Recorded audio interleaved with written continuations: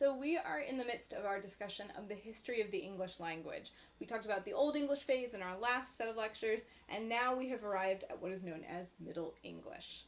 So I want to talk in this video about the history of Middle English and the historical factors that impact it, as well as the sort of grammatical and spelling ways, orthographical ways that that Old English and Middle English differ, and how Middle English has evolved from Old English. So we're going to start with some history here. I want to first actually talk about a group known as the Normans. The Normans are a group which live in northwestern France. It's the region of Brittany. It's kind of this bit of France that pokes out towards England. So northwest France. In 911 AD, a group of Vikings, led by a commander known as Rollo, invade Brittany, and they successfully conquer it. And they make a deal with the French king at the time. So the French king agrees that they will control Brittany, but they're not independent. They're part of the Kingdom of France, right? So they take over this, what's essentially a duchy of Brittany, and they join the French kingdom. Right? And Rollo becomes like a Duke of Brittany as part of the Kingdom of France. And so they integrate into France and into French culture. And so these Vikings become known by the French as the Normands because they are the men of the north. And they adopt the speaking of the French language. It is a dialect known as Norman French. Kind of unsurprisingly, it's considered a low dialect, right? The other French make fun of the way the Normans speak French, but they're Vikings that have learned French. And they adopt generally French sort of customs and things like that. So the Normans are here, these sort of ex-Vikings who have now become French, living in northwestern France. Meanwhile, in England, what is going on? So the last time we checked in on England, it had been conquered by the Angles and Saxons, these Germanic tribes, who had established a series of kingdoms there, like Kent and Sussex and Wessex. And we saw that the Vikings had invaded there, the Danes had invaded, and had been ceded a territory in England as well, known as the Danelaw. So this had continued with multiple different kingdoms and groups operating in England until about 927. In 927, a king named Athelstan united England. And so from that point forward, England was not a series of multiple kingdoms of Old English speakers and Old Norse speakers, but a united kingdom of Old English speakers. Okay, so starting in 927. And from there on, England had a series of kings which ruled over it. Now, in 1066, the English king died. His name was Edward the Confessor. And obviously, kings die all the time, but Edward died without an heir, without a clear heir. And so that is always a cause for some concern. His brother-in-law, a guy named Harold Godwinson, he took the throne. And he said, I'm like the closest male relative who can take this throne, so I'm going to take over the rule of England. But he had people who challenged him. The King of Norway, Harald Hardrada, said that actually Edward and I had an agreement that if one of us died without an heir, the other one got the kingdom. And whether this is true or not is unclear, but at any rate, the King of Norway gathered together an army and tried to invade England. He is killed in the attempt. The next challenger is William, who is the current Duke of Normandy. He also makes a claim for the throne. He says, actually, Edward named me heir. And that one's not quite as wild because William's grandfather had been Edward's uncle. They were related, right? The families in the Middle Ages are a bit wild here, but they were in fact related in some way. And so he said, oh, Edward actually named me heir. And again, whether or not that's really true is unclear, but William also invaded England in 1066. The difference is he wins. He kills the brother-in-law, Harold Godwinson, and he becomes the new King of England. And so he becomes King of England. He actually also retains the title of Duke of Normandy. Right? He does not give up his claims in France, and this is going to be true for a while, that the King of England will also be the Duke of Normandy, and they'll have sort of dual roles in England and in France. So what happens once he becomes king? Well, he's Norman, All his supporters, the men who came with him and fought with him, they're Normans as well. So he's going to establish the Normans as the rulers of England. And so Normans take over essentially positions of power in England and all sort of aristocratic titles. So any aristocrats in the Anglo-Saxon kingdom, any like earls and so forth, who had owned land or controlled territory, they're ousted and some of William's supporters are put in their place. So you sort of take away the Anglo-Saxon aristocracy and put Normans in their place. Any kind of governmental positions with any real power, things like sheriff, who is a sort of a legal authority in major towns, they put Normans in those positions. Church positions too, abbots running monasteries or bishops, a higher up church official, they are replaced with Norman officials as well. So the Normans essentially slot themselves into the ruling class of England, but otherwise they keep a lot of the structure of the Anglo-Saxon world. They just put themselves in there. And so you get this sort of interesting mix of population, because what you really have are about 8,000 Normans who come over, versus about 2 million natives that they are ruling over. So they are a very tiny minority in England. But they hold an incredibly outsized amount of wealth and power because they hold a large number of estates and they have a lot of government and church power amongst them. So these men speak Norman French. That is their native language, and of course they're going to keep speaking it, even though these 2 million people are speaking Old English, right? And despite this disparity in numbers, Norman French begins to have a very notable impact on the English language, and a lot of words are borrowed into English from Norman French. Now, you might think perhaps, like, why didn't French just take over then? We know that when the Anglo-Saxons invaded, the natives spoke Celtic languages, and the invaders spoke a kind of Old English or Germanic language, and that won out. So why doesn't French win out? Why are the people in England just not learning French and speaking it? Well, kind of like the deal with Latin, once they conquered, they did not require the natives to learn their language, and it's really only the upper class people who are trying to integrate with the elite who kind of adopt it. So only a small group seem to learn it. And then there are other historical factors which mean that eventually French dies out.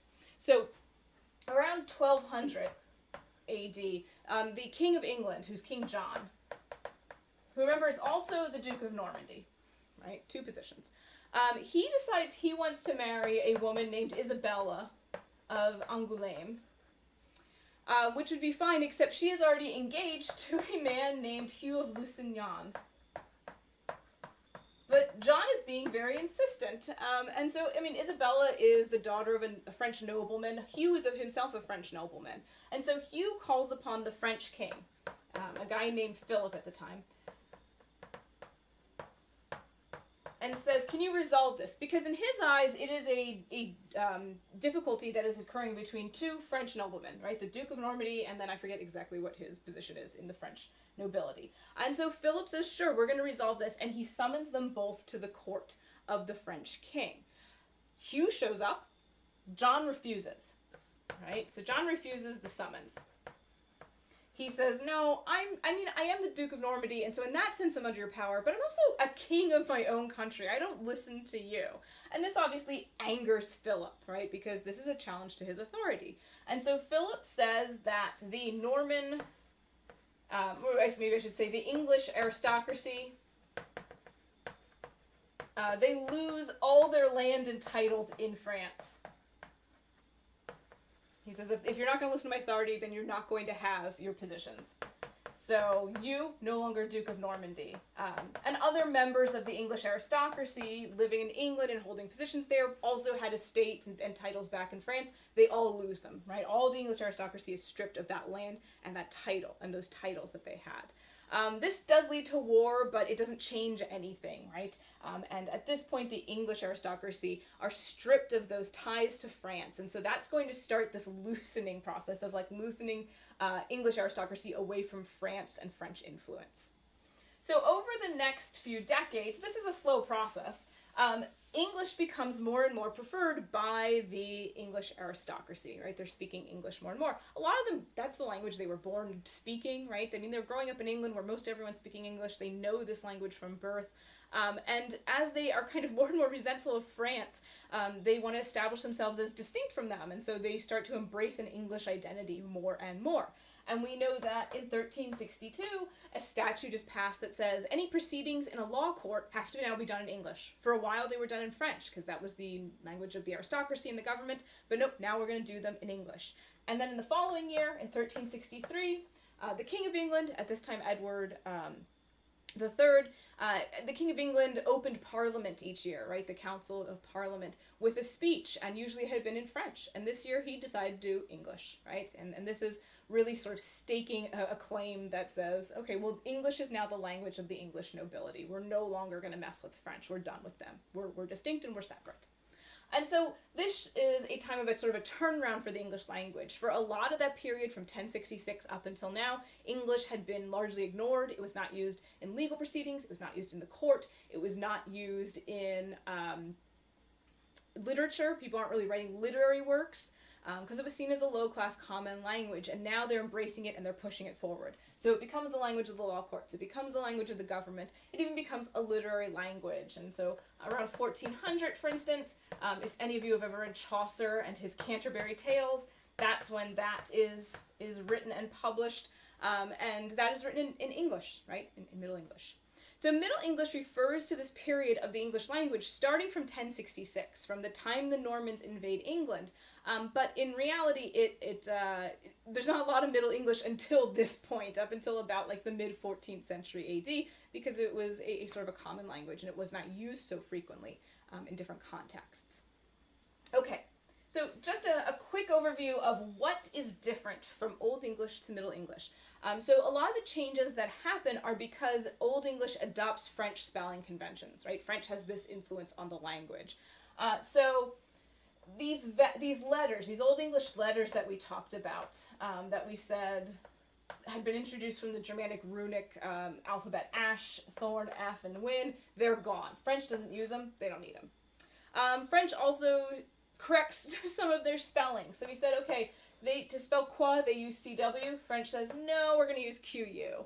If we want to make the sh sound, the Old English speakers use SC. French says, no, we do SH, and so forth, right? We get the j sound spelled DG now. The y sound, instead of being a G, they start to spell it with a Y. And so this makes a lot of things look a little bit more like our modern form of English. There's also some vowel changes. We said, long vowels in Old English tended to be written just the vowel with a macron, a long mark over them, instead of like a double vowel or a diphthong, two vowels together. And that changes. We now begin to see, instead of quain, we see queen. And they write, the long E is two E's, right? So things like that, which makes the vowels a little bit more recognizable to a modern speaker. There are also some changes in vowel quality. For instance, the A sound of Old English often becomes an O sound in Middle English. So, for instance, Old English has the word stan. It's now stone, right? So sometimes this A sound is shifting to an O. There's also the lengthening of certain vowel sounds in certain situations. When a vowel is followed by either LD, MB, or ND, it tends to become long, like in the words child, comb, or find, whereas previously they had been short in Old English. So again, it's a couple spelling changes, some influenced by French, some are just natural evolution of the way that things are pronounced, but it's drawing Old English closer to its modern form. The other big thing, I'll just add on here at the end, inflectional endings have begun to die out. They are on the decline. And this makes sense because more and more people are trying to learn Old English. The Norman French speakers are learning it. The Old Norse speakers previously had tried to learn it. And as a language spreads out amongst more and more people, it tends to simplify, right? It tends to get simpler. Koine Greek did this. It took kind of classical Greek, but it was a simpler form of it because it had to spread out over so many people trying to learn it. And so one of the things that happens is the endings just drop because they're hard to keep track of. and you do different things to show the grammatical qualities instead. So we begin to see inflectional endings dropping off the end, and that process will continue until we reach modern English, which has very few. Okay, so that's the sort of the history of the Middle English period and some of the major changes in terms of spelling and so forth. And then in our next video, we're going to look at the impact on the vocabulary of English in this period. All right, thanks for watching. Bye.